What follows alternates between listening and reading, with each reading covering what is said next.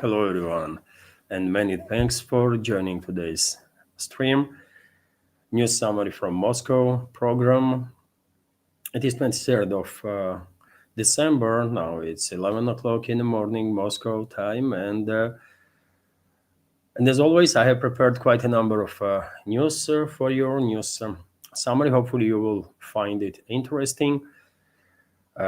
As Russian media and society did, and that's why they are focused on these matters, as well as many others. But domestic stuff, usually I'm passing on domestic stuff because it might not be that interesting for our community, which is 99.89% is outside of Russia.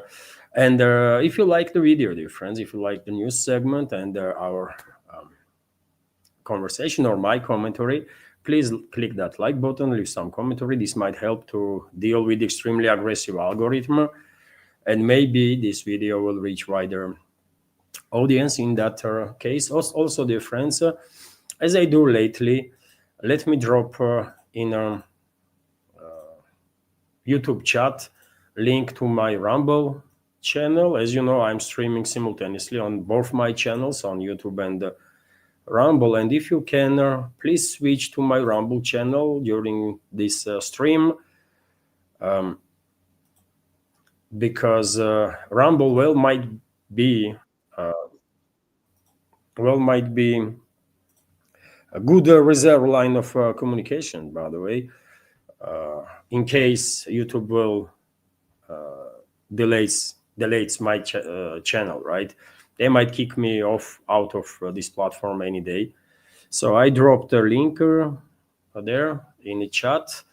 And okay, if there gonna be any super chatter on Rumble, of course I will react on it. Unfortunately, on YouTube you cannot use super chat feature because my channel is not monetized there and will never be monetized.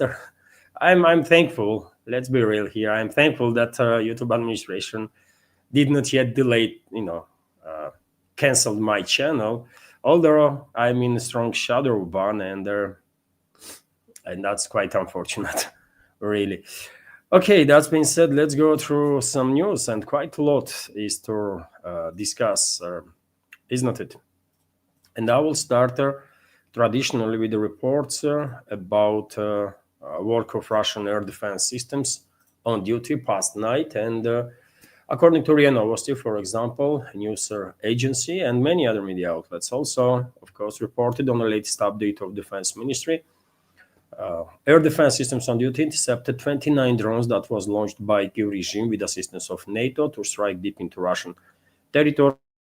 14 drones from these 29 were intercepted over the Rostov region, 7 over the Stavropol region, 3 each over the Belgorod and Kalmykia regions, and 1 each over the Kursk and Crimea. Yet again, a relatively low number of drones that were launched by Kyiv regime's forces. We can understand that probably some drones did manage to bypass, like a couple of them did manage to bypass air defense systems, but generally speaking, in last week also, if you did pay attention to this matter, we are observing decline on the numbers of the drones that are launched to strike deep into Russian territory by our enemies, by NATO and their proxy Kyiv regime. And unfortunately, my explanation that I come up with for this is not good, really.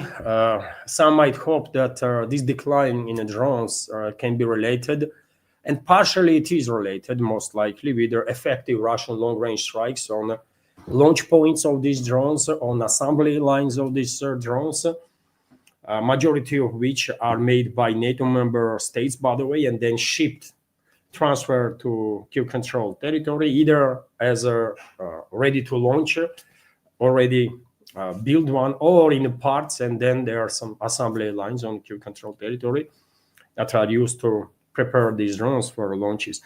And of course, decline of these drone launches partially related, I think, with the Russian effective long-range strikes on these launch points and assembly lines, but Main reason I think is that um,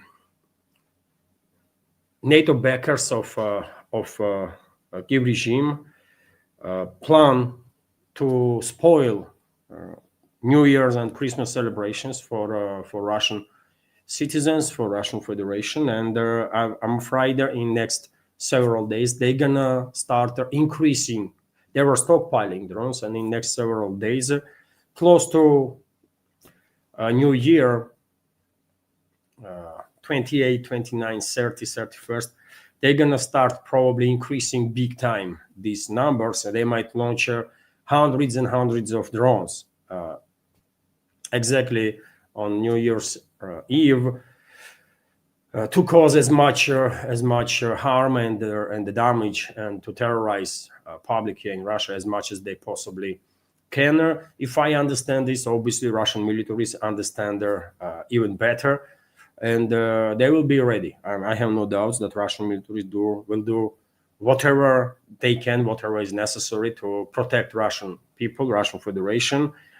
Although unfortunately, there is always a risk that a certain number of drones will manage to bypass air defense systems. So we should be ready for that too, if that is even possible. But that's what is happening. By the way, Western ruling class is completely focused now on a terror campaign because they are losing battle on a battlefield, and their terror campaign will only increase as desperation among Western ruling class will start reaching peak points, right? So past night there was a 29 drones that was intercepted. Of course, Russian armed forces conducting long-range retaliatory strikes on military, logistical, and energy infrastructure of the Kiev regime that plays crucial key role in military and the terrorist activities of the enemy. And we have this report that explosions rocked Kiev controlled territory past night, and explosions were reported, by the way, in Kharkov region, in Rovno, Odessa, Cherkasy regions, Ivano-Frankovsk region. There were explosions also in the Nikolaev region, Lvov region, and many other directions. According to different sources, several hundred drones were launched by Russian militaries to strike enemy infrastructure, and also Caliber cruise missiles were deployed. Later on today, Defense Ministry will, of course,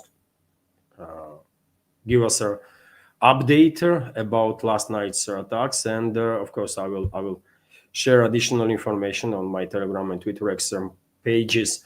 Meanwhile, special military operation, of course, continues. And yesterday, if you watched my yesterday's live stream, I shared with you information that based on number of sources, Russian militaries achieved significant progress in the Vilcha area. And I said yesterday that either today or tomorrow, Defense Ministry most likely will confirm liberation of this settlement. And that's exactly what happened. Russian Defense Ministry confirmed that Vilcha settlement on the southern side of Volchansk city is under full Russian control now.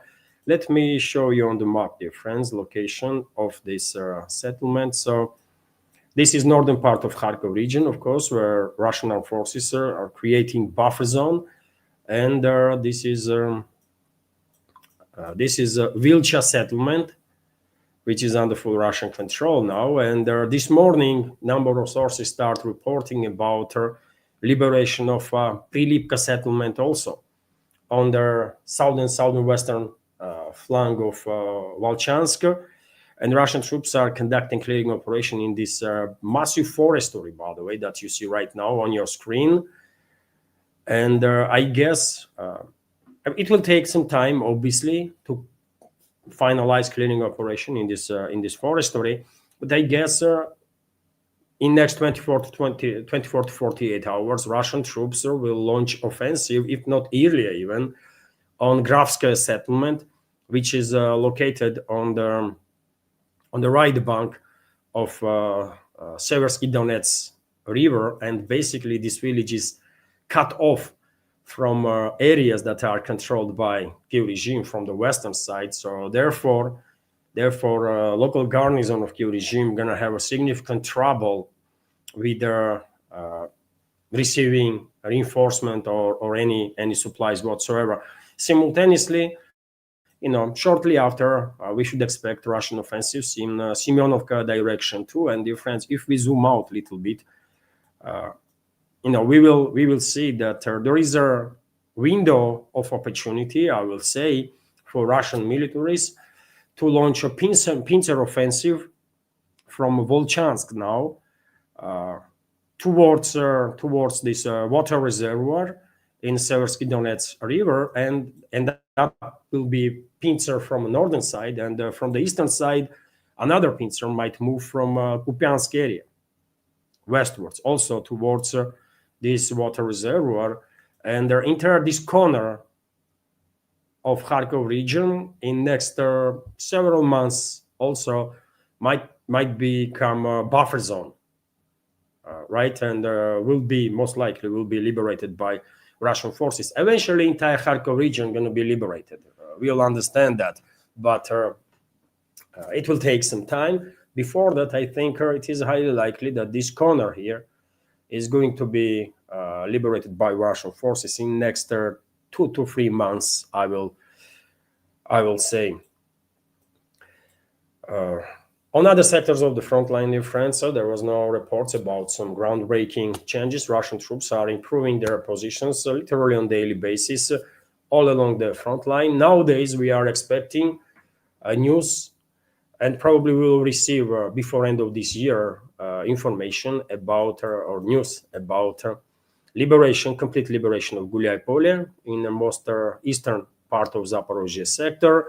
And of course, it's only a matter of, I guess, days at this point, and definitely before end of this year, Russian armed forces will finalize clearing operation in Mirnograd. So Mirnograd will be also completely liberated. This morning, on a number of sources, I read information that Russian armed forces are in control now of more than 50% or most of the Konstantinovka settlement. Some military experts were sharing this information, and let's wait what defense ministry will say about it. Well, might be the case, by the way. Well, might be the case, but yet again, better to wait for defense ministry's report on that. Also, dear friends, I reported a couple of days ago that Australia finalized deliveries of its Abrams tanks. Australia sent to Kiev regime 49 older generation of M1 A1 Abrams tanks, US-made Abrams tanks, and all of them have been delivered to Kiev regime according to reports. And yesterday, a number of sources shared their video on a Telegram, and I guess on other platforms too, about destruction of first of these Australian Abrams tanks. Let me show you video. If you are subscribed to my Telegram and Twitter X page, probably you have seen this video, but if you're not, subscribe if you can, because quite often I do share additional information there, and it's a good line of communication, sort of, right? Reserve line of communication. And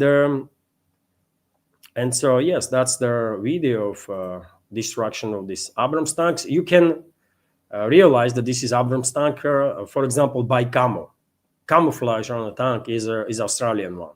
Kiev regime did not repaint these tanks. They just put some additional protection on it and send it straight away. But this additional protection, did not help it. So this is Abrams tank, by the way, with some additional cages on the top, additional dynamic protection, and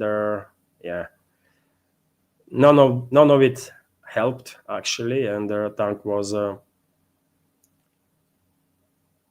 was neutralized. And reports are that this is the first Australian Abrams, but are we sure about it? How can we be sure? How can we know that let's say a bunch of these Abrams tanks were already. It is well possible that a bunch of these Abrams tanks were destroyed with long-range strikes in some freaking warehouse or something, isn't it? But on the battlefield, this is the first Abrams tank that was destroyed, or at least we have video of its destruction. And this happened in Pakrovsk direction, by the way. As you know, Kiev regime is launching day in, day out the suicidal counteroffensives in direction of Pakrovsk Mirnograd agglomeration to create a corridor, basically, for encircled Kiev regime's forces in Mirnograd to escape. And these counterattacks, as I said, are suicidal, right? And during one of those attacks, Abrams tank was used. Why? I mean, did not Kiev regime learn earlier that Abrams tank is an easy target? Right? It's just too heavy. It cannot move fast enough. Once the Russian military spot the tank, it has no chances, literally no chances to freaking escape, man. Right? And most of the Abrams tanks were destroyed exactly in a similar manner because it's just too freaking slow, too heavy, too slow, especially in a muddy season. They're gonna stuck, and So yes, first Australian tank has been eliminated. Good. I hope with the long-range strikes, Russian military is actually destroyed much more of those armored cans, right? Okay. This is not all when it comes to destruction of military equipment of the enemy forces.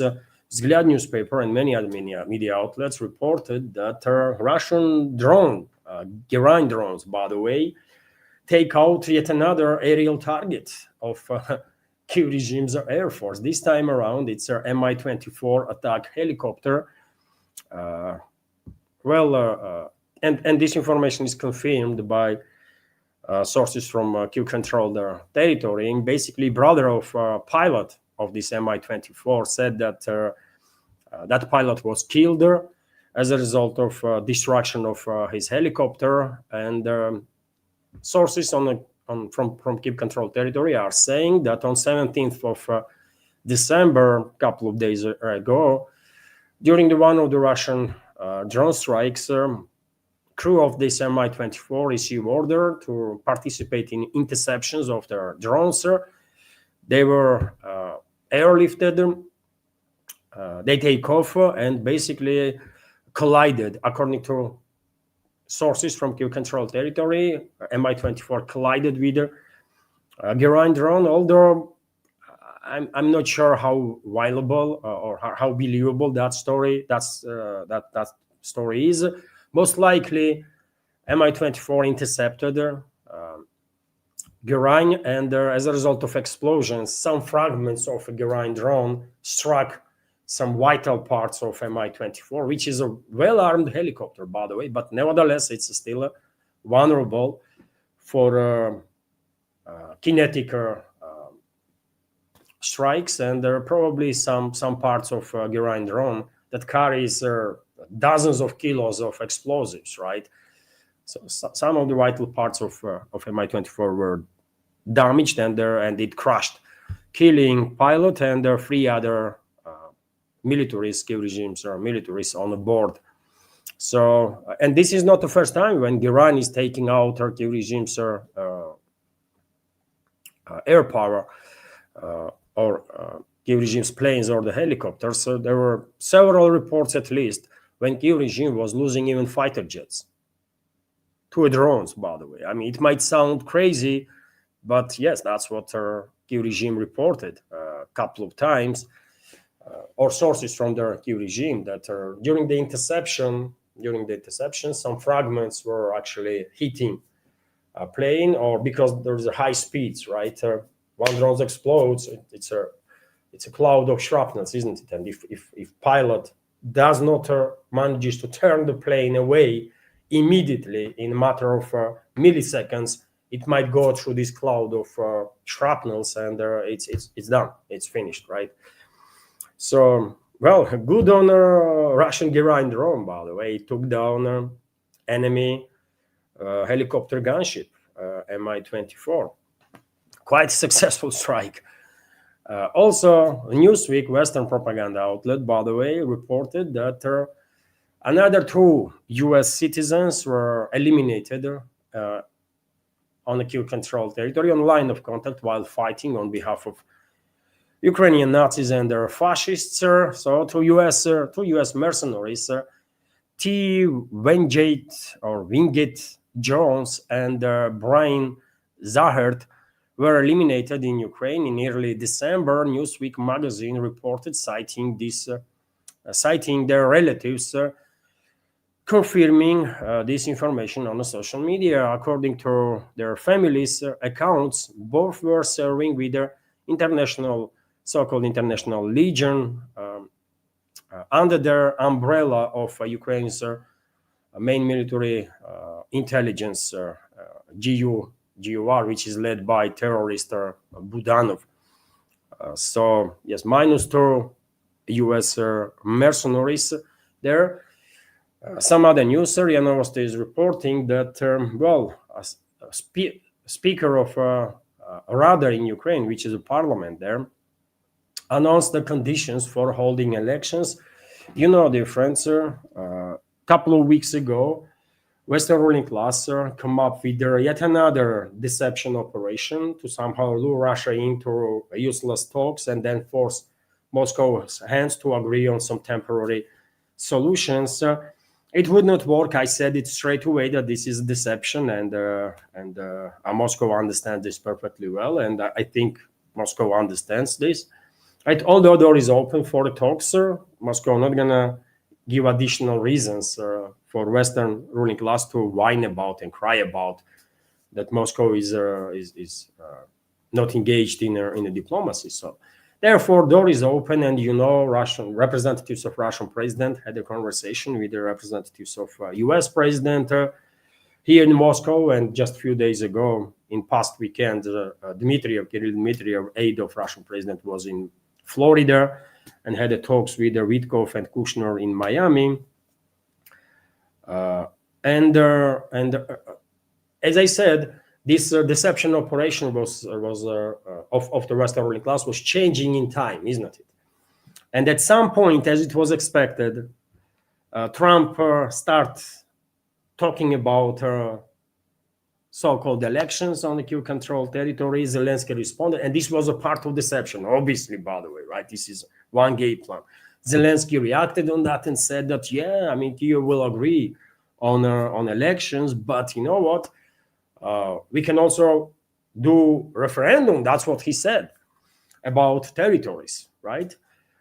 But to do so, we need a ceasefire. So everything come down to these temporary solutions, as I was predicting, right?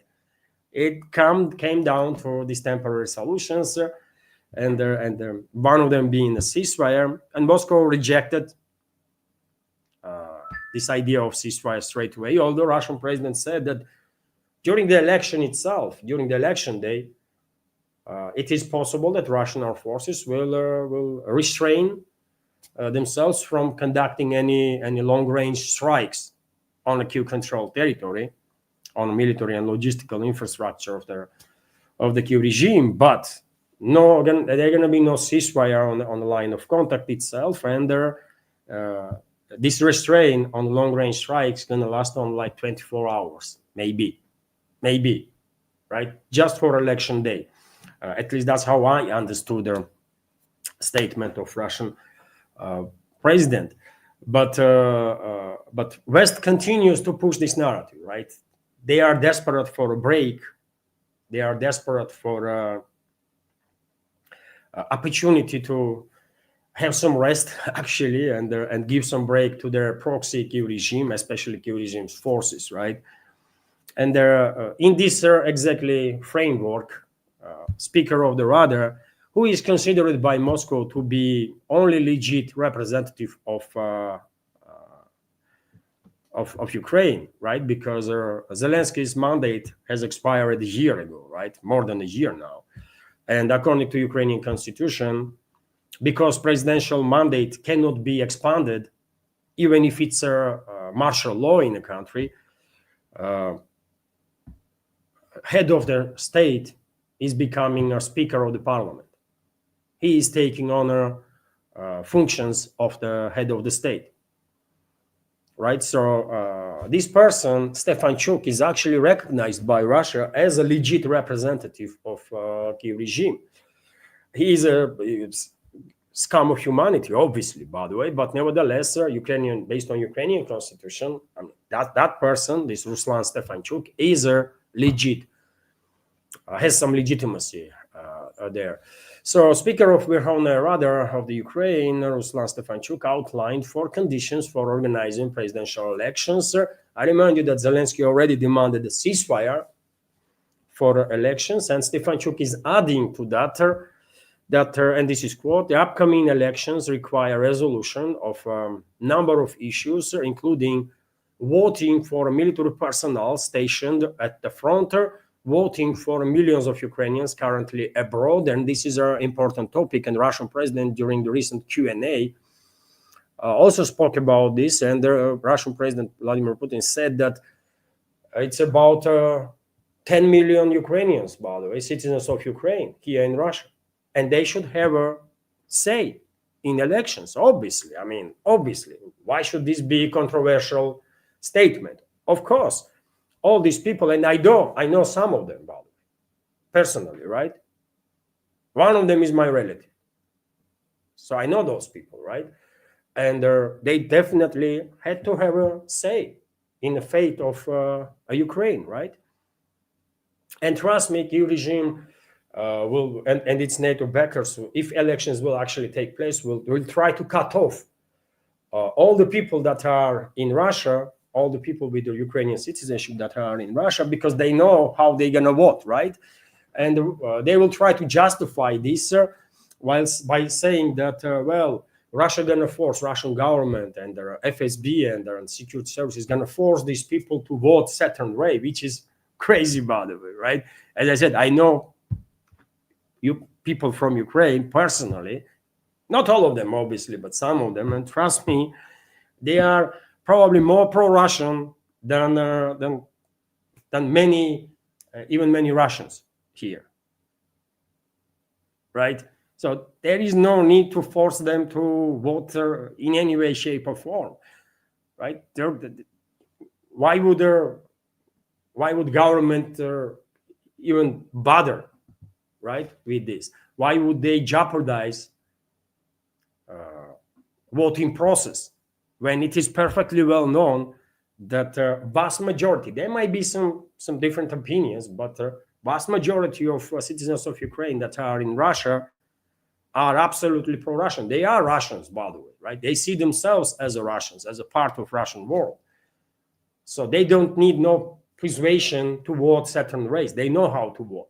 They already voted, by the way, while coming to Russia, right? It's just too easy to understand, isn't it? But nevertheless, Western propaganda and Kyiv regime gonna push the narrative that people with Ukrainian citizenship on Russian territory gonna be forced to vote this way or that way, and therefore they will try to cut off these people from the election. And in that case, election cannot be and should not be recognized.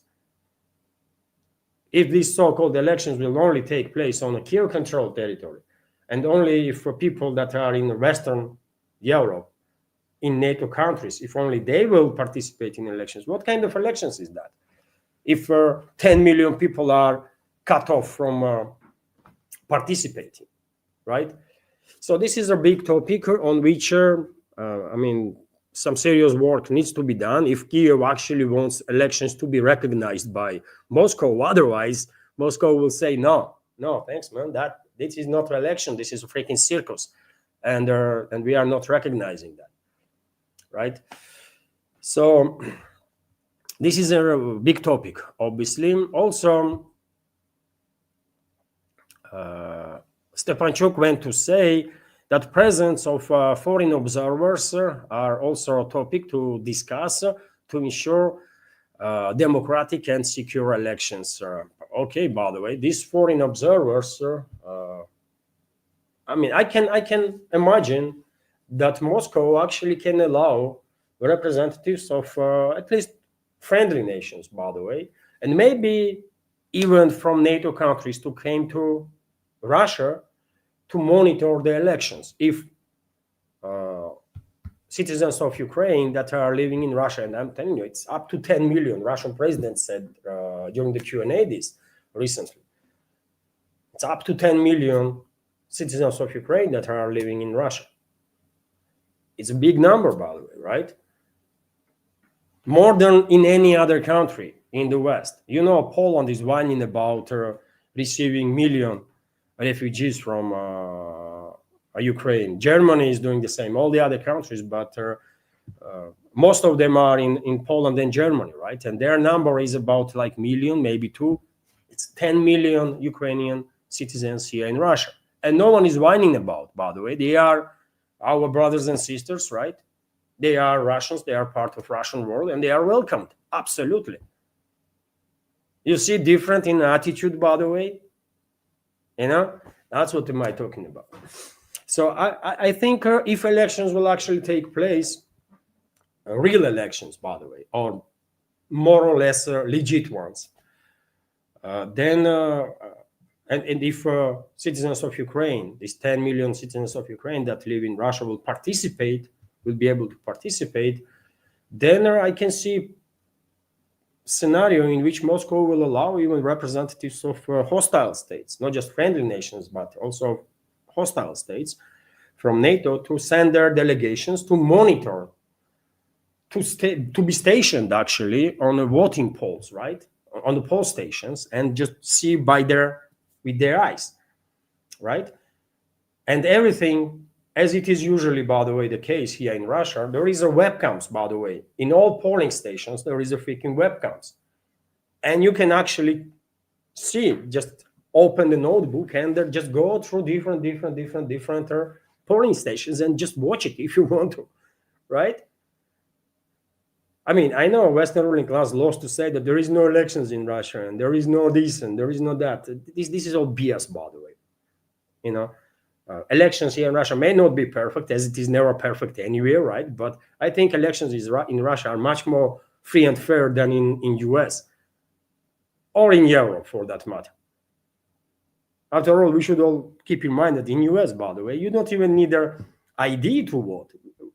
What kind of elections is that when you don't even need ID, right?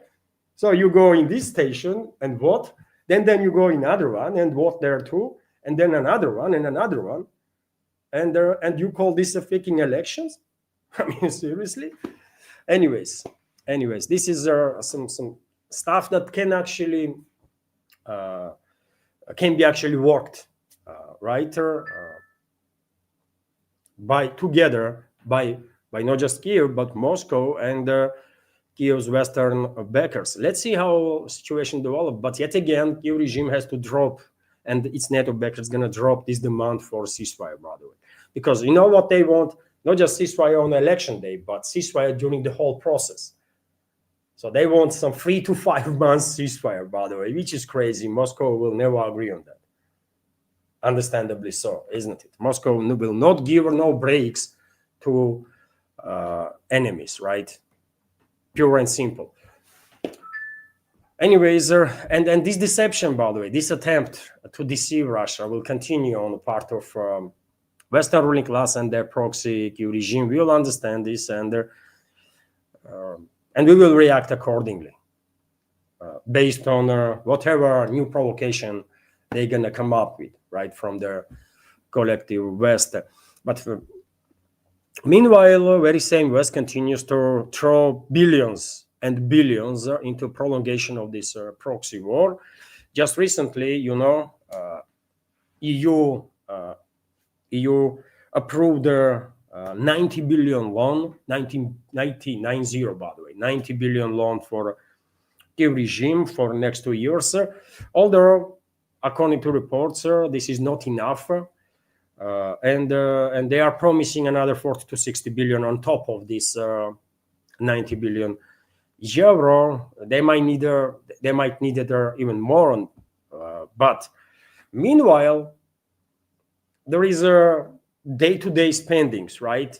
That Kiev regime and its NATO backers are engaged in all weekly spendings, and for next couple of weeks also European Commission transferred the European Union basically transferred another 2.3 billion euros, by the way, to a Kiev regime. And when you hear nowadays, I mean, there's so much money was thrown into this proxy war by Western ruling class that they are waging against Russia. That nowadays, when you hear like 2 billion, 3 billion, I mean, it's like a peanuts, isn't it? Compared to hundreds of billions of dollars and euros that they already spent on this proxy war. But nevertheless, it's a lot of money. 2.3 billion euros were sent to Kiev regime to pay for whatever before end of this year. For a week, by the way, that's a weekly spending of Kiev regime, right? Because from these 2.3 billion, I guess half will go in the pockets of Zelensky and his inner circle, and another half probably to pay some salaries to, I don't know, militaries or to whomever, right? Officials. Meanwhile,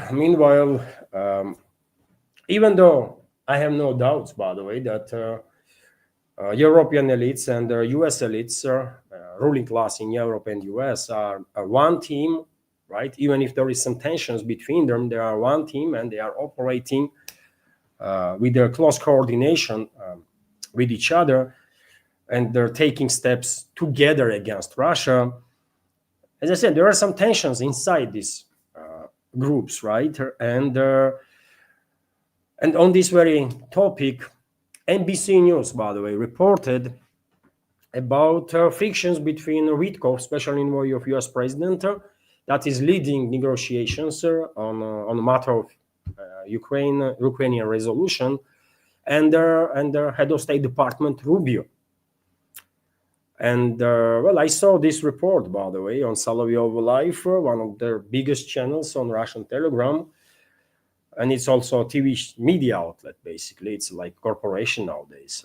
I don't watch TV, so I don't know what they do on the TV, but they have big Telegram channel.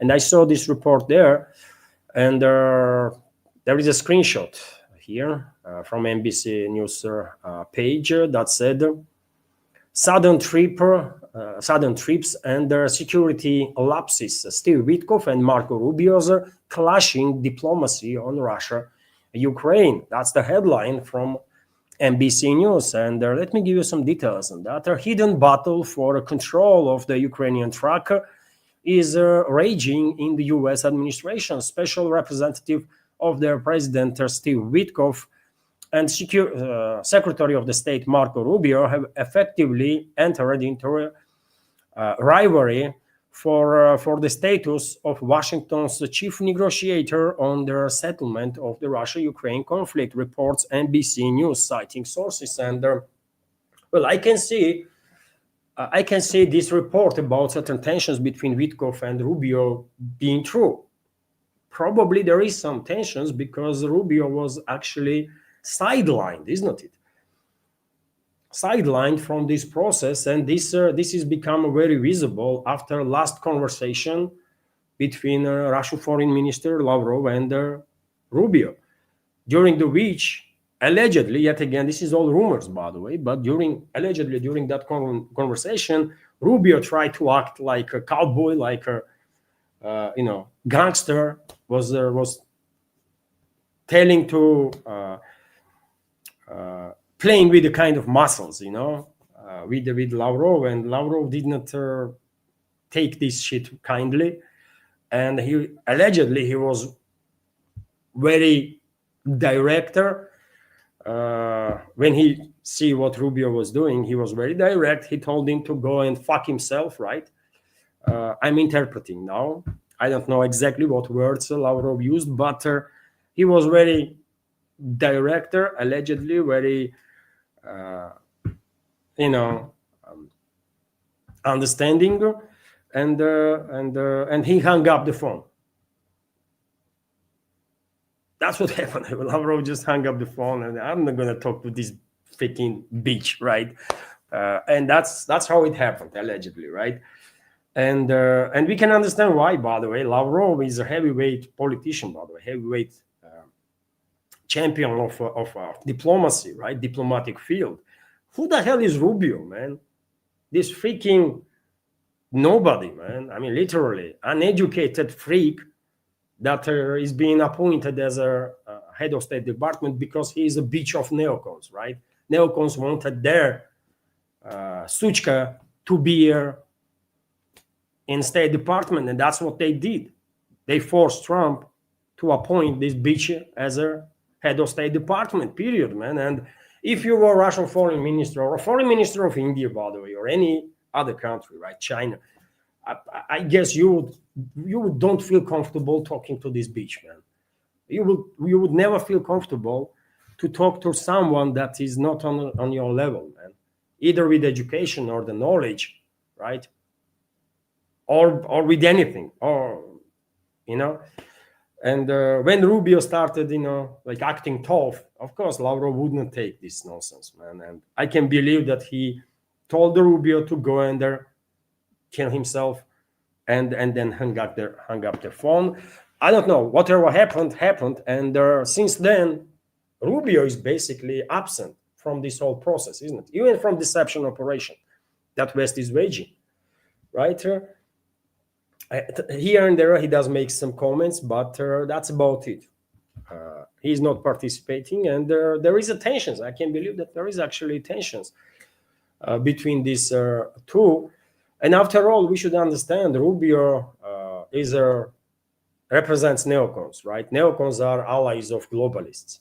And obviously neocons and the globalists are not happy that leading position in this whole process, even if Trump is in the game of this deception, they are not happy that their leading role is being in the hands of business people, right? People that don't really care much about geopolitical agenda or the ideological agenda of the globalists or the neocons or whatever.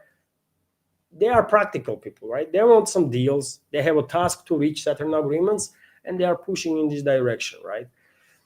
And they are not happy. They are not happy. Therefore, I can understand that even if Trump, as a member of our community, said during the recent community chat, that even if Trump and Witkov and Vance, for example, number of other people in administration truly want to de-escalate with Russia and actually move the relationships between US and Russia towards potential cooperation, they might not be able to do so because of the forces that are surrounding them, right? Very same neocons, Zionists, globalists, and you name it, right? And I understand this point of view, absolutely. Probably that's exactly the case. But nevertheless, they might try. They might try because they are not inherently Russophobic, I believe, right? They are not inherently Russia haters. They don't see Russia as their enemy, I believe, as neocons do or the globalists do, by the way, right? And this is a danger. This is a threat for globalists and neocons that they cannot bear.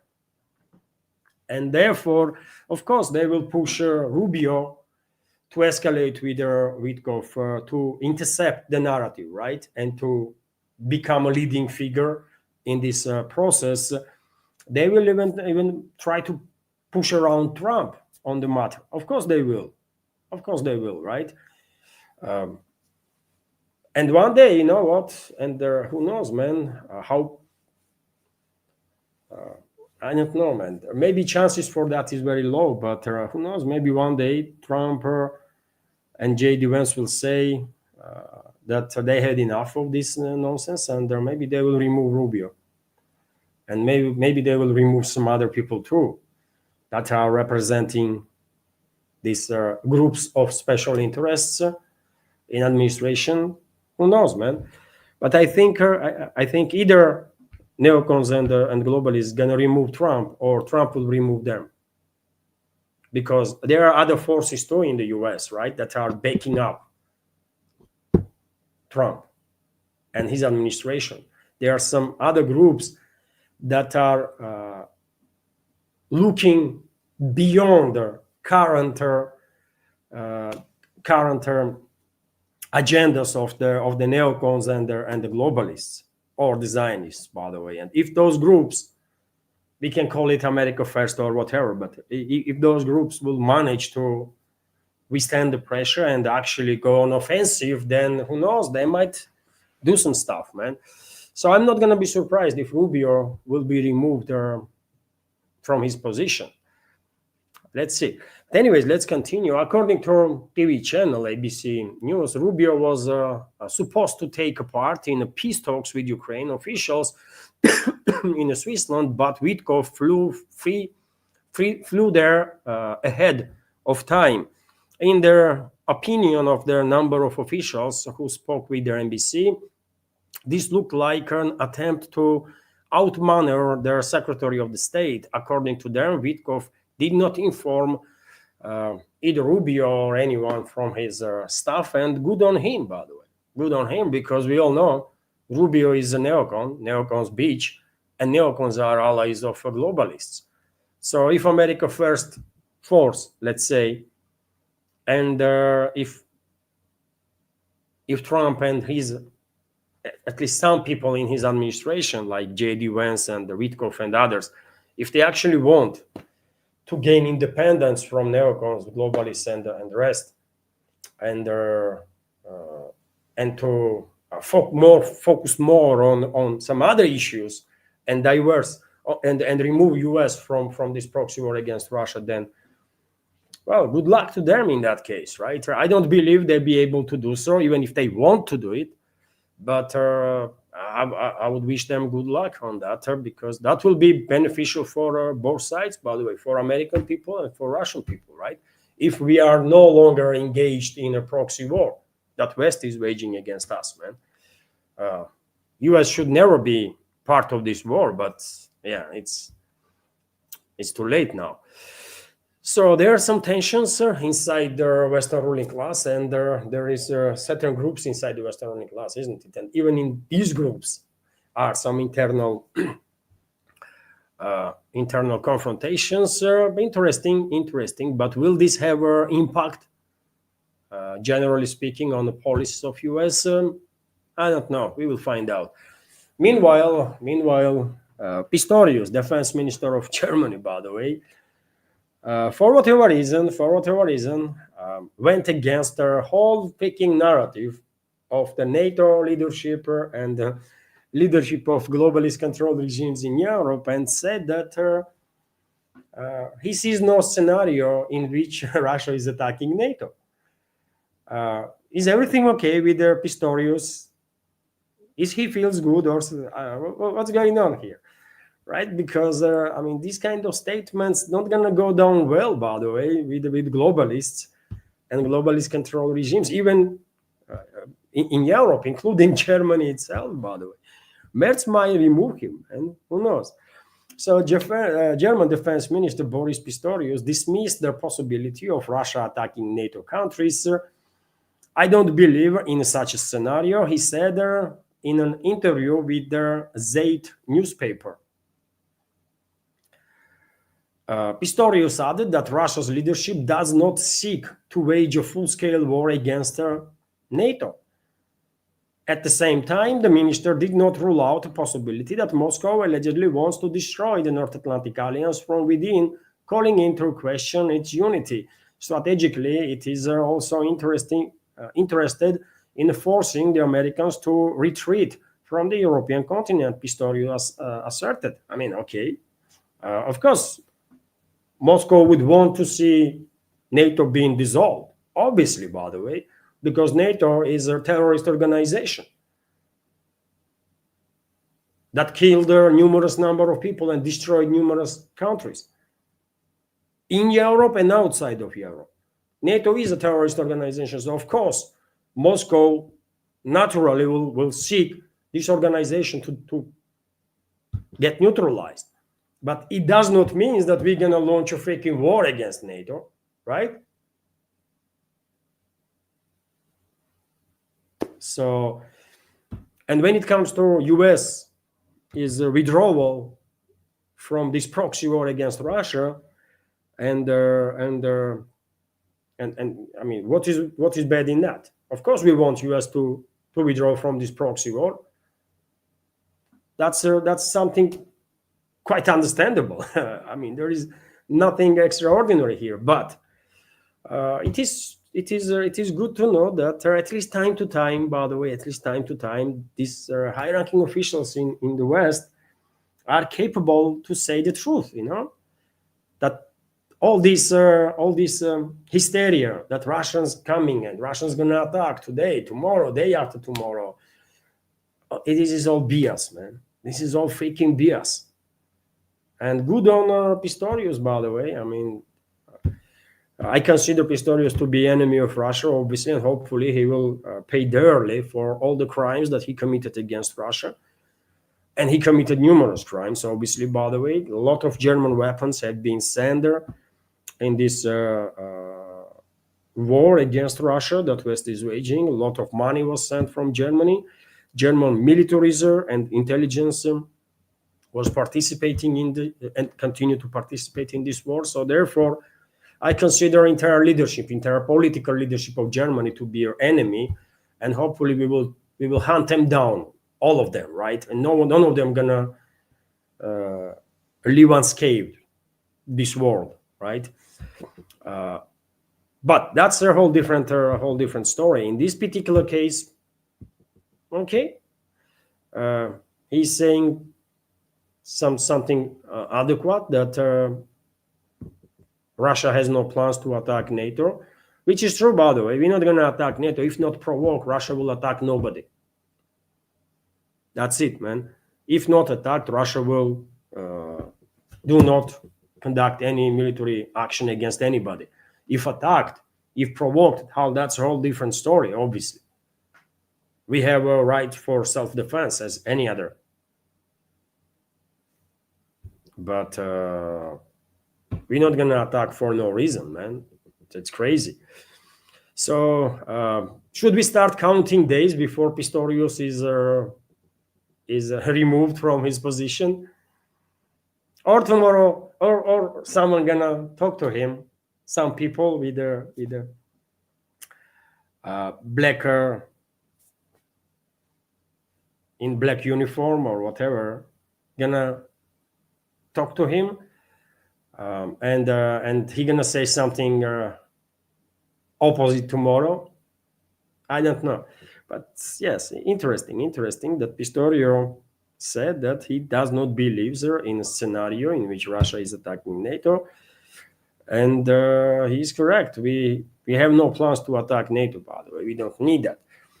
Also, interesting news here that the new head of Czech Defense Ministry will not visit Ukraine, by the way. You know, there is a tradition in the West. Whenever there is new cabinet appointed, new ministers, almost all of them have to go to Kiev regime. It's like, I don't know, man, this is ritualistic stuff of some sort. All the prime ministers, presidents, and this and that ministers, especially defense ministers, they all have to go there and they pretend that they have some talks, serious talks with these puppets, right, in Kiev. But seems like newly appointed Czech defense minister has different takes on that. You know, there was elections recently, and somewhat surprisingly, in elections, on top during those elections come up people that are not that keen to wage war, to be part of a proxy war that West is waging against Russia, which is good, by the way. I mean, unfortunately, Czech Republic did a lot of bad things, and we're not going to forget or forgive that, obviously. And we should remove our embassy from Czech Republic, and we should cut any ties with Czech Republic forever, right? We should just ignore existence of Czech Republic. Will be good, right? But nevertheless, let me give you news itself. So the new head of Czech Defense Ministry will not visit Ukraine, writes Denikin, citing Parliament Speaker Tomio Okamura. Tomio Okamura. Are they Czechs or are they Slavic people or are they Japanese, man? Okamura Tomio, Parliament Speaker. Maybe this person is Japanese. I don't know. He also said that the Czech Republic will prepare documents on the completion of their country's defense ministry's role in supplying munition to the armed forces of Ukraine. Okamura also reiterated their position that the defense ministry should submit documents on terminating its role in the so-called munition initiative, which was a Czech initiative, by the way. This munition initiative was a Czech initiative of previous government, right? And that's why I'm saying Czechs did so much wrong against Russia and Russian people that we should never forgive them, right? And we should never forget these crimes that they committed, and that's why I'm saying we should just ignore their existence from now and forever, right? They will beg. Time will come. They will beg for forgiveness, and we should not, even then, right? Never forgive enemies, man. Never. You might not go on a extermination spree, right? You might be more kind, but you should never forgive anyways, so that's what is happening there. There is some kind of a U-turn, seems like, right, in the Czech Republic, or maybe because they exhausted their capabilities, right? We should not be mistaken, by the way. Czechs are as Russophobic as any others. Czech people are not our brothers, man. They are not our friends. And never gonna be, right? And so I think so. This is my personal take, by the way, right? These ungrateful elements, most of them, by the way, never gonna be our friends and should never be trusted. And they just probably exhausted their capabilities to send more weapons, more money to Kiev regime, and they come up with this game plan that, you know what, we will put temporarily these people now in power, and we will pretend that, well, you see, it's a change of policies because of these people, right? Otherwise, I mean, we are with you and stuff. No, it's not gonna fly well here in Russia, by the way. No one gonna be deceived with this nonsense, right? Czech Republic already proved that they are enemies of Russia, and that's how we're going to treat them, or we should. That's how we should treat them forever, right? RIA Novosti is also reporting that, and it's not just about Czech Republic, by the way. I will say exactly the same about every other country from former communist bloc, right? All of them are traitors, by the way, in my personal opinion, traitors of Soviet people and traitors of the Russian people in this particular case, right? I'm talking about from Russia. I'm from Russia. So yes, I consider them, all of them, to be traitors, right? There might be some bad stuff that was happening during after Second World War, when these republics were part of communist bloc, but to become this hateful of everything, to become this hateful of their own history, and also to people of former Soviet Union and people of Russia, they are disgrace of humanity, man. All of them are disgrace of freaking humanity. My personal take, by the way, fucking traitors, and I'm never gonna change my mind. They sold their souls for Western money, right? All these Central and Eastern Europeans, man, they sold their soul for money, man. Most of them. I'm not talking about all of them, obviously, but most of them did it, and that's why most of them are freaking Russophobes. Now they are trying to justify in their own psyche their treason, their inhumanity, and to justify this, they are turning to hate. That's how they do it. They are turning towards demonizing Russia, demonizing all Russians, right? And they are then justifying, you know what, we we did what we did because you see, I mean, Russians are demons, and probably they think better about themselves with this crazy mind play. But no, they are traitors, man. They sold their freaking soul for euros and dollars and their pounds. Anyways, let's continue. RIA Novosti is reporting that, Lukashenko, president of Belarus, announced the number of Oreshniks that are going to be deployed in the Republic.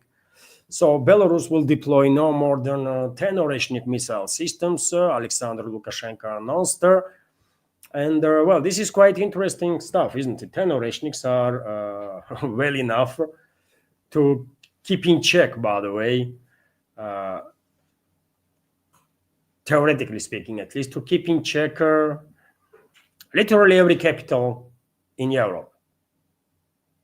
Because from Belarus, those Oreshniks, I believe, can reach literally any point in Europe, isn't it? And I remind you that each Oreshnik missile system has dozens of warheads, hypersonic warheads, right? And we have seen demonstration of those capabilities, at least partial demonstration of the capabilities of this system some time ago, when Russian militaries used it exactly for demonstration, by the way. And when some massive military industrial facility was targeted it was in either in Zaporozhye or Dnipropetrovsk, by the way, I can't remember now. But anyways, we all have seen these videos, isn't it? Also, let's go through some other news. There was a deadly clashes that break out in Aleppo between regime forces and Kurdish-led Syrian Democratic Forces. Clashes continue to this moment, according to some sources, and also there is an intensification of the hostilities practically all along the northern part of Syria, and it's not just the forces of Damascus regime, but also Turkish forces that are engaged in these military operations against Kurdish forces, basically. It's SDF, so-called Syrian Democratic Forces, but in reality, it's Kurdish militia, right? That is in control of significant part of northern Syria, and there are parts of Aleppo, also Aleppo city too. And probably Turkish forces and Damascus forces will try to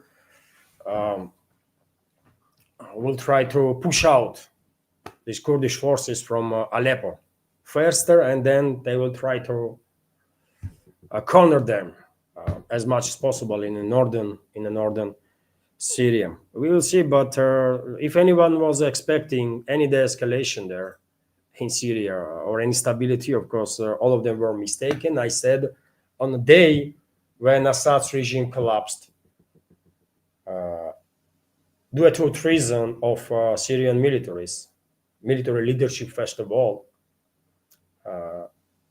I said that Syria is destined for full-scale disintegration, and Syria, as we knew it, will never ever exist on the political map. Just give it a time, and I'm still on the same page, by the way. Syria is destined for full-scale disintegration. There's gonna be no united Syria no more. It's only a matter of time when this becomes official, right? It's just inevitable, but I would not go into details. If anyone interested in my view on that, send me a question through, I don't know, support platforms, and I will talk about it. RT is also reporting that Russia backs Venezuela in a standoff with the US. Yet another statement from Russian side in support of people of Venezuela. So Russia has reaffirmed its full support and solidarity with Venezuela as the country faces a US military blockade in the Caribbean. Moscow's foreign ministry has announced Washington, as you know, has deployed multiple naval vessels to the region since the September, attacking boats it claims are involved in drug trafficking and blockading oil tankers from entering or leaving the country. By the way, yesterday I reported that U.S. militaries were chasing and Coast Guard were chasing one of the tankers that did not stop after orders from U.S. militaries from American side, and some media outlets are reporting that tanker actually managed to escape. They just completely ignored American militaries, right? Maybe they had on a border some PMC unit, by the way. Maybe they had on a board well-armed PMC unit. PMC is private military company, of course, and there maybe U.S. militaries just avoided their direct, military confrontation with that PMC unit. If a vessel was not secured, probably they will board it. But I guess only reason why that vessel managed to escape, if it managed to escape, actually, is that PMC units, by the way. And that's the way things gonna develop, by the way, on the sea, because of all these terrorist attacks and the hijackings and stuff. I guess all the companies and all the countries that want to keep their vessels and their goods safe probably will initiate programs when each vessel is escorted by PMC units. In some cases, maybe even by warships. Might be the case. Maybe that's the direction that we are heading. Anyways, on this topic itself, on Monday, yesterday, Russian Foreign Minister Sergei Lavrov held a phone conversation with his Venezuelan counterpart, Yuan Gil, during which he expressed a serious concern over Washington's increasingly escalatory actions in the Caribbean Sea. According to ministry statements, Lavrov added that U.S. military buildup could lead to far-reaching consequences for the region and create a threat to international maritime navigation, which is absolutely true, by the way. Of course, absolutely true. Right now, you can see on your screen, this on the right up corner, another news that U.S. Warhawk Senator Lindsey Graham calls for seizure of Russian oil tankers, for example. So, I mean, confirmation of correctness of the statements of Lavrov. U.S. is creating threats on a global scale that will harm U.S. itself too, because what goes around comes around, And why Washington forget about it, I don't know, but seems like they did, and they will be reminded soon. They will be reminded soon. That's how it is, man. What goes around comes around. You do some shit somewhere, and someone gonna do the same or even worse to you. I mean, that's how life works, right? And so RT is also reporting, by the way, that Russian Foreign Ministry rejected the claims of Associated Press that Russian Federation is evacuating families and of Russian diplomatic staff in Venezuela, and also embassy staff itself. This is not true, according to Foreign Ministry of the Russian Federation. Although, by the way, let's be real here, if Russian side will get its hands on the information that in next 24 to 48 hours, U.S. gonna launch hostilities, of course, it will make all the sense to evacuate at least civilians. Obviously, diplomats might stay. You might decrease number of diplomats in an embassy, but some will stay for sure. Even ambassador will stay. Okay, I can get that, but I mean, their families, they have to be evacuated, obviously, right? So maybe AP heard about some conversations that is taking place in Russian Foreign Ministry about potential evacuation of their Russian civilians from the country, which is absolutely normal, by the way. I guess every other country, a foreign minister of every other country, is also considering or working on programs to evacuate their civilians and potentially diplomatic staff if a large-scale war breaks out in the region. This is normal work, by the way. That is one of the directions on which governments work to keep their citizens safe. Nothing extraordinary there, right? But AP tried to promote this news as something extraordinary, something controversial, and the Russian foreign ministry was asked about it, and they said it's a lie. AP is just freaking lying. Also, the French China warns Japan over the nuclear talks, and this is also an important topic, I guess. Although before I continue, let me remind you, dear friends, that this project, I have not done this for quite a while, but because I'm forgetting. Usually, when I start update, and it's like I'm becoming a robot, right? And I'm just doing my thing, and I'm forgetting quite often to, at least in the middle of the program, mention that this is a fully independent media project, by the way, tiny project of mine, with the channels on YouTube, Rumble, also on Telegram. Although on Telegram lately I become quite passive because time, by the way, time worth a lot, isn't it? I'm relatively active on Twitter X also, and I have pages on Patreon, Boosty. Anyways, if you like my work, if you want to support my work, and in the future maybe even see further development, please consider to support, and you can do it through several means. I'm saying this especially for potential new members, by the way. Old members, veterans know perfectly well everything. So if in case you consider to support her, under this video in description box, you can find the links to my Patreon page. Please consider to subscribe. If you can afford their monthly support, you can choose your level of support there, from $5 to, I don't know. If you are very rich, then you can choose $100 level. There is no $100 supporters. So used to be, but when Israeli war started, when Israel started committing these genocide, and when of course, I would not keep my mouth shut, by the way. I said what I think always, even if I know that it will have consequences. I will say it anyways, right? And that's what I did. And when this escalation started, when this tragedy started in Palestine, I said straight away what I was thinking about actions that Israel was committing, while condemning, by the way, what this Hamas did. Obviously, when they went after civilians, I condemned that as everyone else did, right?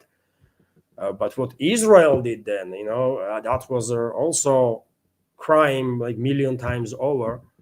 One atrocity cannot justify another. It's just not the way how humans should operate, right? And I knew I would lose a significant number of subscribers while being critical of Israeli actions, and that's exactly what happened. But it is what it is, man. And then you know how these things work. If you will ever decide to launch your channels, by the way, yes, just keep in mind that you're not gonna be liked by everybody. It will take some time before core of community will be formed, right? And core community will support you. They are supporting you because they find your opinion to worth it, right? To be worthy.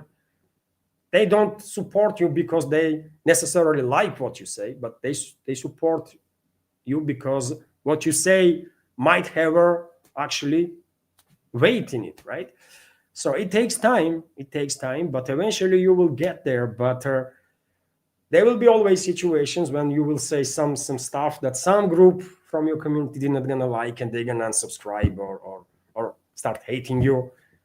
Another day you're gonna say some other stuff that some people gonna hate you for, but core will stay. It's just a long process, by the way. It's just a long process, but yeah, it is what it is. So yes, what I was talking about, man, I forgot. So yes, if new members are there in chat right now and they want to support, under this video in the description box there is a link to my Patreon page, link to PayPal. Don't be afraid, by the way, if you link on that PayPal, you will see Anna Philipson Caballero's page. That's my wife, by the way, so don't be scared. That's the account that my wife is allowing me to use, because I myself don't have a PayPal account. And there is also a Boosty page, by the way. Some members of community find Boosty to be a difficult platform to use. I don't really. I mean, I don't know, man. Maybe it is, but I registered on Books. It's just easy, man. I'm using my, I don't know, my Mail account or YouTube account. I use one of my existing accounts. I don't even remember which one. I just go in straight away, and it's easy. But anyways, all the links are on this video. And during the stream, by the way, of course, you can use this super chat feature on Rumble to either ask a question or highlight certain commentary that you want to be highlighted after the news segment. And you can simultaneously donate or become a premium subscriber there. And right now I'm gonna drop a link to my Rumble channel in the chat. Hopefully it's visible to you. So yes, that's enough for a little break, I guess. Only 28 people right now on Rumble, dear friends. So if you can switch to my Rumble, let's make it 50. So okay, if you cannot, then okay, I'm grateful for your attention anyways, right? So now let's continue, dear friends, with some other news. Let's continue with some other news. This was a good breaker. Sometimes when live stream like continues for hour and a half, I do feel like I'm getting a little tired, and these little breaks do help. And so yes, China warns Japan over the nuclear talks. You might be surprised, but earlier, by the way, reports start coming in that some Japanese officials start talking about building nuclear weapons, transforming Japan into a nuclear-armed power. And of course, this information did not go down well in a region, first of all, by the way, in immediate neighborhood of Japan, in North Korea, in China. I'm quite sure nobody here in Russia is happy about these ideas being circulating in Tokyo or in political circles, military circles of Japan. And on this topic, for example, I saw this report on DD Geopolitics channel on Telegram. In the end, and this is quote, in the end, we can only rely on ourselves. I think we should possess nuclear weapons. A named security official, by the way, in Japanese Prime Minister Senai Takachi's office have stated. Itsunori Onodera, former Japanese defense minister and member of the ruling Liberal Democratic Party, also said Japan must engage in renewed discussions regarding the nuclear question. The comments were made during the live broadcast of NHK. NHK is Japanese media outlet, isn't it? And so this is a topic. This is an important topic because Japan, by the way, already has a latent nuclear deterrent, which means that, and that was exactly their position Iran wanted for itself, and that's why Iran was enriching uranium up to 60% to have this nuclear deterrent, to demonstrate to everybody, to the whole world, that they can build nukes, but they are choosing to not do it, right? And Japan is in the same position. I believe Brazil is in the same position. Brazil also has nuclear deterrent. Germany has nuclear deterrent, by the way, and quite a number of other countries that can actually build nukes, but are refusing to do it.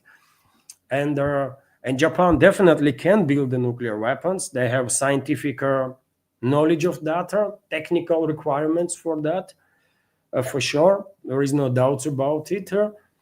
But I mean, do we really want Japan to become nuclear? I mean, seriously? No, man. No.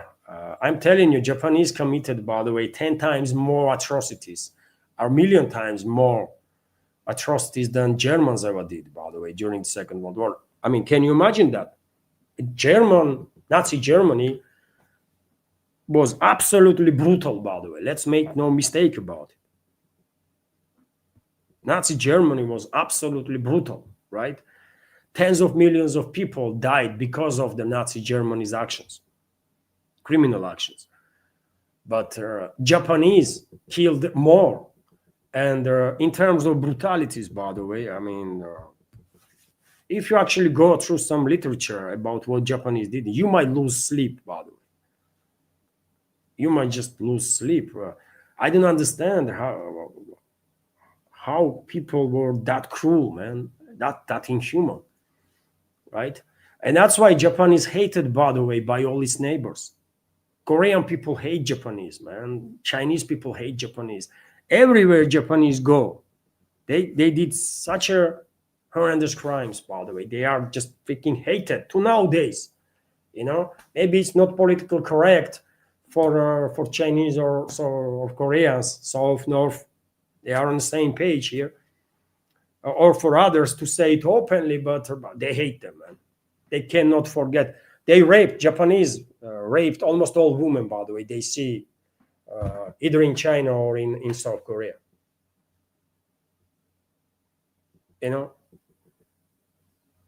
And they were using biological weapons and experiments on humans. And Japan was like, they committed much, I mean, they went much further in cruelty and inhumanity than Germans did, man. It might sound strange, but that's the objective reality, right? So Nazi Germans, let's be, and fascist Japanese. I'm not saying that current Japanese are the same. No, obviously not, by the way. We are talking about during the Second World War period, right? So nevertheless, memory is here. There is not. Memory is still here, and I definitely don't want to see Japan being nuclear armed, man. I'm not happy that Japan is remilitarizing itself. It should never be able to do so. It should never be allowed to be remilitarized, but it does, right? It already possesses aircraft carriers, by the way. They are designating those aircraft carriers as assault vessels, but nevertheless, when they start working on those projects, I said straight away, years ago, by the way, I did not have their, I was active on Facebook those times, right? I did not have their YouTube channel and stuff, or I was not active there. And I said straight away, they are, they're going to buy F-35s from US and they're going to use these platforms as aircraft carriers, right? And we as a humanity should never ever allow Japan to go this far, because based on agreements or capitulation of Japan, they are not allowed to have offensive capabilities. And assault vessels, no matter what they're going to call it, it's aircraft carrier. They should not be able to possess such weapons. But because US wants to use Japan against China, potentially against Russia too, but mostly against China, it's the US that encouraged Japan and greenlighted Japan to go ahead and start remilitarizing itself. And they are remilitarizing very rapidly, by the way. And now they are openly talking about nuclear weapons, which is crazy, which is insane, by the way, right? Absolutely insane. What about nuclear non-proliferation? We should all forget about it, because if Japan will go ahead and do it, then why should Germans Why should not Germans have nuclear weapons, man? Why should not Germans have nuclear weapons? If French do, English do, or Brits, if Japan gonna have nuclear weapons, then why not Germany? Why not Iran? Why not Brazil? Right? Why not everybody then? you know, do we want to live in a world when like dozens and dozens and dozens of countries have nuclear weapons? Are we really want to be in that place? I think no. So this is a significant topic, and I'm afraid Washington will do nothing. Right? Washington probably will even encourage Japan to go ahead with their nuclearization. In that case, maybe Moscow should encourage Germany to go ahead and build the nuclear weapons. I know Germany is hostile towards Russia now, but maybe tomorrow German people will actually manage to get rid of these globalist puppets that are in charge there, and maybe German people will reclaim their own country. And in that case, Germany might be counterweight for France and their UK, by the way, right? Nuclear Germany. Europeans not gonna like it, or for Russia, Germany not gonna be any more threat than nuclear one than it is now. But for France, for Europe, this will be a game changer if Germany becomes nuclear, right? So yes, this is very topic that topic that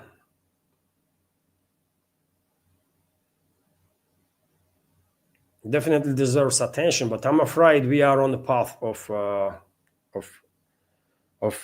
rapid spread of nuclear weapons worldwide. We are approaching very dangerous times, isn't it, by the way? And yet again, Japan can do it. It's not a question if, right? Because they are in a position to build nukes just whenever they want. They have everything for that. So China, by the way, is of course not happy about it.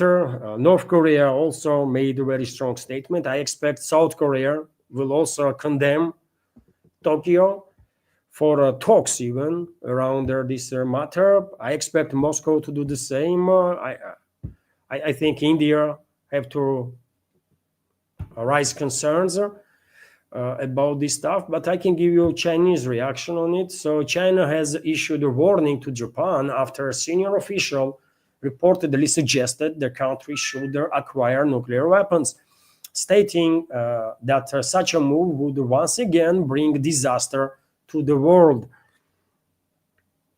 The Chinese Foreign Ministry strongly condemned the reported nuclear talk, calling it yet another example of how Japanese right-wing forces are trying to remilitarize and ream Japan. Beijing urged Tokyo to not seek to challenge the power post-war international order and stop plunging further down the wrong path. Some forces inside Japan have not only failed to reflect on Japan's history of aggression, but also been extremely unhappy about their post-war international agreement. If the right-wing forces in Japan are left free to develop powerful offensive weapons or even possess nuclear weapons, it will again bring disaster to the world, the ministry said in a statement. And let me tell you, dear friends, if Chinese intelligence or Russian intelligence or North Korean intelligence will gain information that Japan actually is building nuclear weapons, I think we might see some preemptive strikes on Japan. I know there is some sort of agreement between US and Japan about mutual protection and stuff, but if intelligence of North Korea, Russia, or China will get information, 100% information that Japan is actually building a nukes, then I think Moscow may not take action, or might. I don't know, but I think there will be high probability that North Korea will take action against Japan. Maybe even China will restrain itself from direct action, but direct kinetic action, but North Korea will. And Tokyo should keep that in mind, man. Moscow and Beijing don't have to strike Japan. North Korea will. So do they want to be on the receiving end of North Korean nuclear weapons? I don't think so, right? So people in Japan should think what their leadership is doing. And if they are okay with the risks, that's one stuff. But if they are not okay with the potential risks, then they should do something about it. Japan should never, ever be in the possession of offensive weaponry, ever. Period, by the way, right? What Japanese did during the Second World War cannot be forgotten or forgiven, ever, by the way, ever. As long as humanity exists, Japanese will never be forgiven for what they did, man. We may not go after them and kill them all, but we should never allow them to have offensive capabilities again, because we know for sure that if they will decide to go after us and to kill us all, they try their best, because they already did it.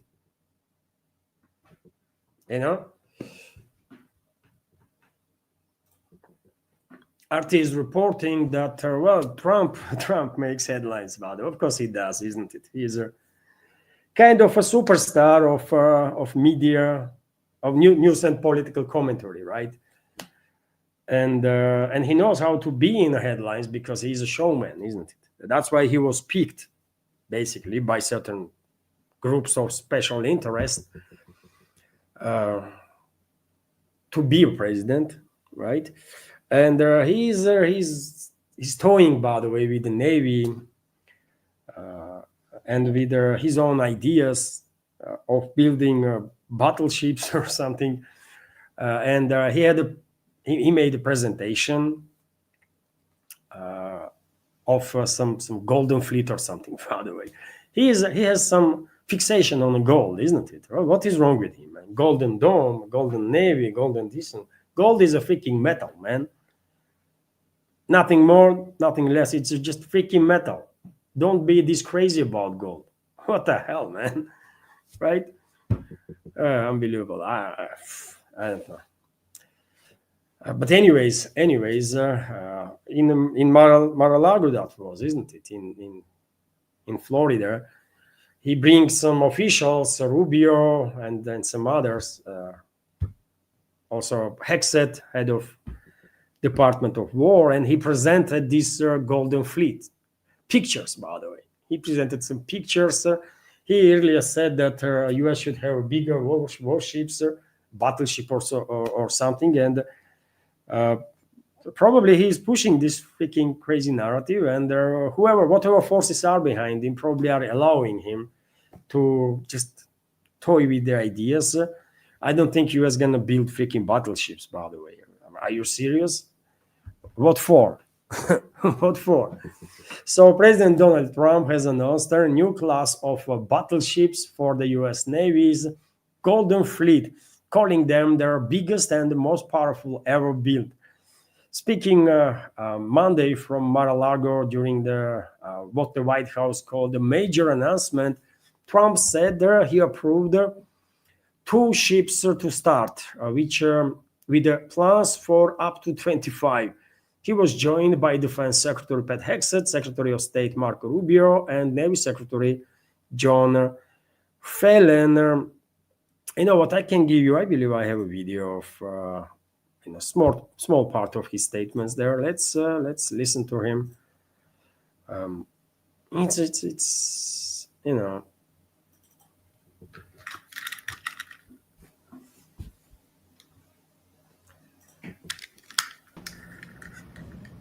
Wow, it's beautiful.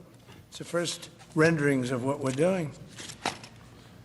So I want to wish everybody a big hello and Merry Christmas and welcome to Mar-a-Lago for this exciting announcement of the new Golden Fleet. We're calling it the Golden Fleet that we're building for the United States Navy. As you know, we're desperately in need of ships. Our ships some of them have gotten old and tired, and obsolete, and we're going to go the exact opposite direction. We're delighted to be joined by Secretary of War Pete Hegseth, who's doing a fantastic job, and Secretary of the Navy John Phelan.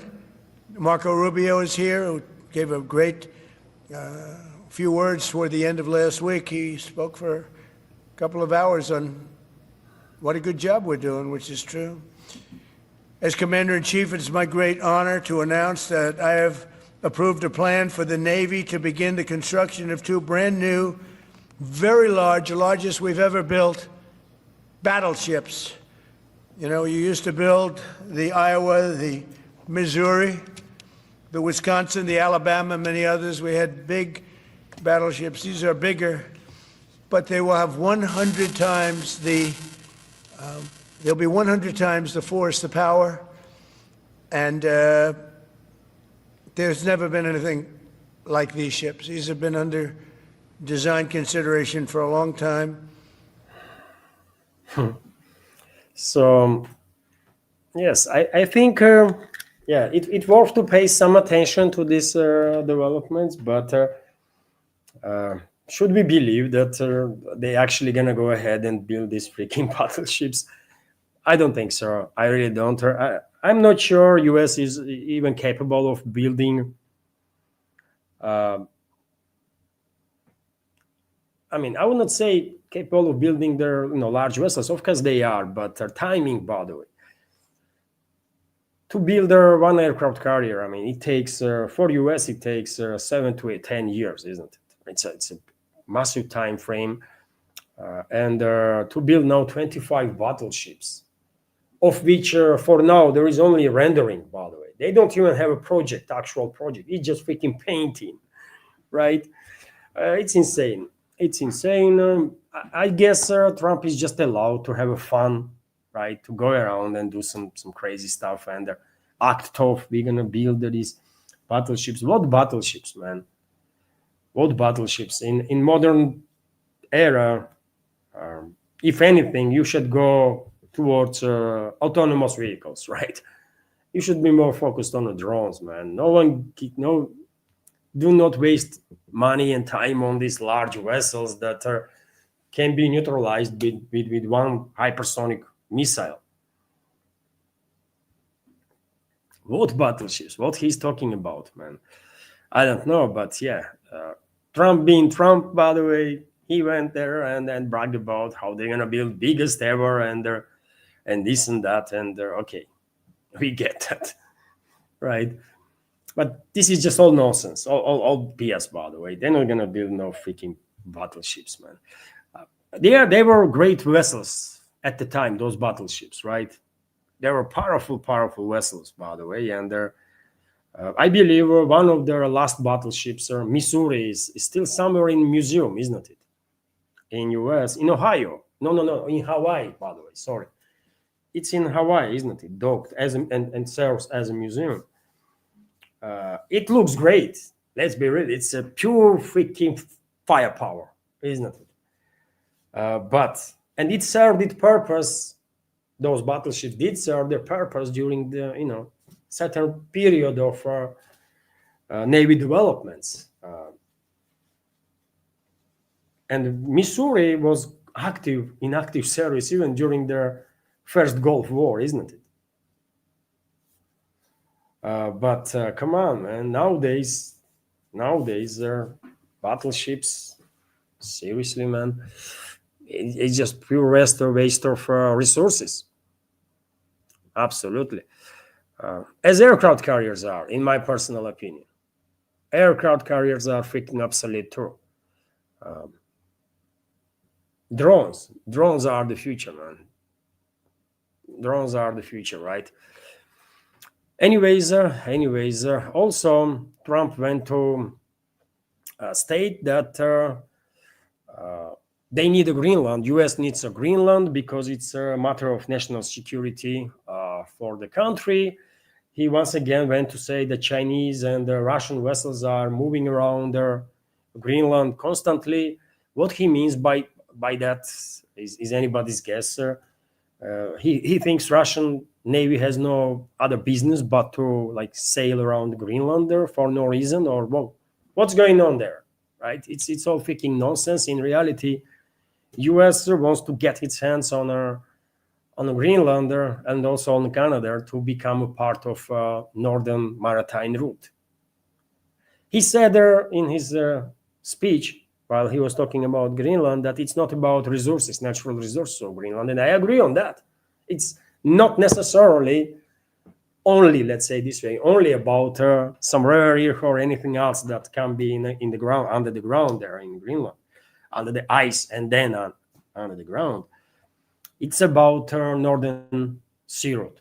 U.S. wants to be partner with Russia, and play and also play a key role in Northern Maritime Sea Route. And to do so, Alaska is not enough, by the way. They need western. They need western coastline, or sorry, eastern, northern eastern coastline of Canada, and also Greenland. That's all what it is, man. Just take a look at the map. Just take a look at the map. It's not really that like difficult for us to have a better understanding what is going on there. So look, let's zoom out a little bit. So this is obviously Russia here, and look at the coastline, by the way, of this Northern Sea Route. That is already operational, by the way, right? It's already operational, and this sea route allows goods from global south to move twice faster, by the way. Can you imagine? Towards Europe and vice versa, right? And goods from Europe to move towards China twice, or global south, by the way, twice faster. And also, we should keep in mind that world is descending to chaotic times, right? To chaos, which means that other maritime routes may not be safe enough in relatively short time, isn't it? And this Northern Sea Route, especially with the global warming, which is caused not by human activity, by the way, but by natural processes. But nevertheless, it's happening, right? This global warming. And so with global warming, operational cost of Northern Sea Route will only decline, while its profitability will only increase for everybody, for operators of this route and for companies and the countries that will use it too. And US wants part of it, man. US wants part of it. Alaska is good, but not enough. They need a northeastern coastline of Canada and Greenland to be an effective partner, right, in this business. And that's what is happening. That's what is happening. And I think US will get its hands on Greenland one way or another, but most likely they will establish control over the Greenland, maybe through agreement that coastal line and water control over the waters is in US hands, right? Or maybe they will just go ahead and occupy Greenland. They can do the same with their Canada too. I don't know, right? So that's what is going on. So, and Trump appointed, by the way, Marco Rubio as a special envoy to Greenland, and already Brussels and Denmark. Greenland formally is a Danish territory, right? And Denmark and also Brussels, EU bureaucrats, they protested about statements of Trump about Greenland and this and that. But in reality, what they can do, man, if US goes ahead and occupies Greenland, what they gonna do? I mean, really, just statement here, statement there, and that's about it, right? They're not gonna do shit. That's it, man. So we know it. Americans know it, Europeans know it. So one day, that's exactly what they're gonna do. Uh, Americans, maybe they will just go ahead and occupy Greenland or force Denmark to agree on agreements that this economical zone or coastal line even is in under control of US. And there something will be done with Canada also, because this is the direction on which US ruling class seems like is focused very much, and they're not going to stop. Also, Donald Trump, by the way, attacked so-called media in the US. He wrote the post that calling out New York Times for being fake media and even national security threat. And you know what? I think Trump has a point, by the way, while talking about dangers of this corporate media is creating, especially in terms of dividing US public, right?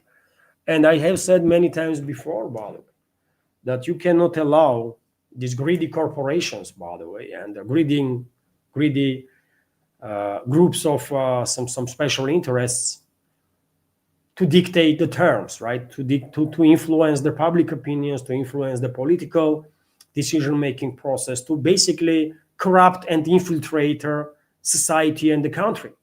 You cannot allow this to happen. And the only way to do something about it right now is to either politely ask all the corporate MSM to become a fully independent, which means they have to break out of whichever company is in control of them. And these media outlets should be in control, 100% control of staff members, only staff members, by the way, right? Otherwise, they should shut down. Corporations should not be able to have a media outlets, by the way. Should not, because this is a weapon. From media outlet, newspaper, for example, is being brought by multinational corporation. Very same day, this newspaper is becoming a propaganda outlet, which means a weapon in the hands of groups of special interests, right? So if you want to protect free media, then make sure that they're not going to be brought by these corporations. So therefore, just make it mandatory that all the media outlets, all of them, including New York Times, have to belong to its staff. Only staff members should have a say, right? Same should go for all media outlets, by the way, TV, radio, newspaper, no matter. Only staff members should have control, right? In that case, you will have a media, because this is the rules, by the way, that are working in alternative media, right? We all are subscribed mostly on same channels on alternative media, right? And maybe not all of them are actually independent, but most of them are, right? And how they are managing to be independent? Because those projects, those media projects, belong to people that that are anchors of these projects, right? That are leading the project, and we are watching them and listening to them on a daily basis, and they are dependent on our views, our attention, our support, right? And therefore, they are maintaining independence. They are in a position to maintain independence, right? And as long as they are providing objective reports, by the way, they will get support. Correct? Am I explaining correctly? While MSM, by the way, is nowhere close to being independent media or to be in a field of real journalism. So therefore, just the statements that New York Times and CNN and MSNBC and Fox News and all the others are threat to national security, and they actually are, I think. threat to US society. Instead of making these statements, that just make it mandatory, force corporations to give these media outlets to the staff members, not to the state, but to the staff members, right? So that only journalists from New York Times, for example, will work on the newspaper's policies, and no one gonna call from Murdoch or whomever. I don't know. New York Times is owned by whom? By Jeff Bezos, or who is the owner, actual owner? If it belongs to journalists, that's a one story. They will have an interest to be as objective as possible, so that people would like them, right? And people will buy this paper then. People will read this paper and will support. That's the rule that works in alternative media, right? As long as you are real, by the way, you are getting support, right? As long as you are real and also bringing something interesting to the table. And they can do it for sure. All these big names and small names, by the way, in MSM, they can do it. But yet again, Trump is just talking, man. Will he go ahead and do something about this weaponry that is in the hands of neocons and the globalists and the Zionists called MSM in the US? I don't know. But it's a threat, man. Take a look at the US. The divisions inside the US society is tremendous, isn't it? And hatred is reaching such a level that even alternative media projects openly, by the way, demonstrating this hatred towards each other. I mean, left-leaning commentators, for example, from the US, and right-leaning commentators, many of them are not shying away to go full hate against the opponents, which is, I find it to be like crazy, man, right? I'm subscribed on quite a number of channels and American channels too, by the way, from alternative media. I mean, quite often they say some stuff about each other that it's crazy, man. They have huge followings, right? And people are watching and listening to these people, and when they hear this hatred, I mean, what the hell? Some of them, I mean, many of them will say, okay, this guy was emotional now, and that's all, right? He's not really this aggressive, but some others might think, you know what? Yes, these Republicans are our enemies. We're gonna, I'm gonna go now and do some shit about it. And some might do it, and some actually is doing it, right? Just recently, Charlie Kirk was killed, for example. And that guy was clearly influenced by this hatred that is flowing from left-leaning, this so-called media field. And I'm quite sure there are very much radicalized people, elements on the right side of the aisle too. And I'm telling you, man, level of hatred there is tremendous. And all this is done because of the MSM. Without MSM, by the way, field would be very different. And these commentators on internet would not be that influential, right? And would not act as with such a hatred towards their fellow countrymen. Am I correct? So yes, MSM is an issue, by the way. It's a danger, and not just for US societies, but same can be said about Europe. There is no real journalism left in Europe, by the way. From UK, for example, let's say UK, only media outlets that I pay attention to is alternative media. Duran, by the way, right? And Alexander Mercouris, George Galloway, Richard Madhurst, number of others, right? That's it, man. I'm definitely not gonna take seriously anything that comes from BBC or Guardian or I don't know, Times. No, man, these are garbage. Correct? These are garbage, man. There is not a single professional journalist there. So why would I take anything seriously from them when I know for sure this is propaganda outlets. This is weapons in the hands of uh, certain groups of interest. So Trump is on point, but will he do anything about it? That's the question.